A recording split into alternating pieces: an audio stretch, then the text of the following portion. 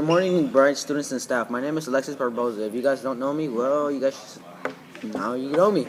This is Brianna Enriquez. and she would like to say Hi. thank you. And for our pathway assessment, we had to build a breadboard displaying my birthday being November 11th, 1999. And that would be in numbers being 11-11-99 in case you guys didn't know. And we like twinning, Superman.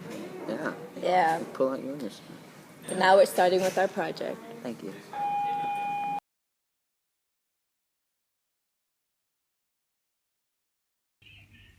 To build our date of birth circuit, we started off by including 3 inputs, 7 outputs, and our date of birth into our truth table. Our date of birth was November 11, 1999. Our 3 inputs were X, Y, and Z. We used the 3-count binary for these inputs. To find out what our 7 outputs were, we used the 7-segment display. For example, for 1 to show up, the outputs B and C should be on. And for 9 to show up, the outputs A, B, C, D, F, and G should be on.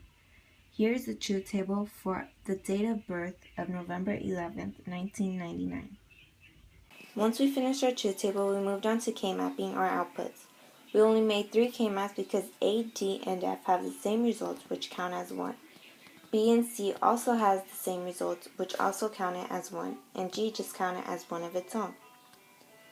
By using the K-maps, we converted the logic expressions to design our circuits.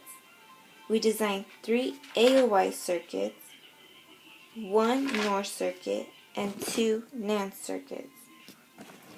After we designed our circuits separately, we had to design all the circuits into one.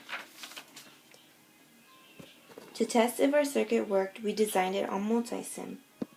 Once we finished with that and made sure that our circuits worked, we went straight into breadboarding. Good morning, people. So what we have here is a breadboard, and this breadboard is used to display my birthday, being November 11th, 1999. So first what we have to do is we have to connect it to 5 volts being the red wire and ground being the black wire. 5 volts is so you can power the entire thing, so everything can work. And for that you have to connect it to all these little chips. The little chips, it's 1 NOR and then there's 4 NANDs. And you have to connect the power and the ground to each one of the chips so it can power up. And what we have to do is we have to connect them all so we can make this little thing work. But first we have to make the clock. The clock is so that the numbers can keep on changing over and over again. But you have to connect that to the computer. And from there you have to connect it to the little chips, that being the little blue wire, connecting it to the chip so it could continue changing. And then after that you have to connect it to the 8-segment display. But in order for it could take that much power, you have to put resistors. Resistors are so it could take power in, so it could like hold more stuff. And then after that, when everything's connected, you have to connect it to FGen so the computer could work. And after that, everything should work. It should start displaying 11-11-99. But you have to connect that to the computer. Thank you for that.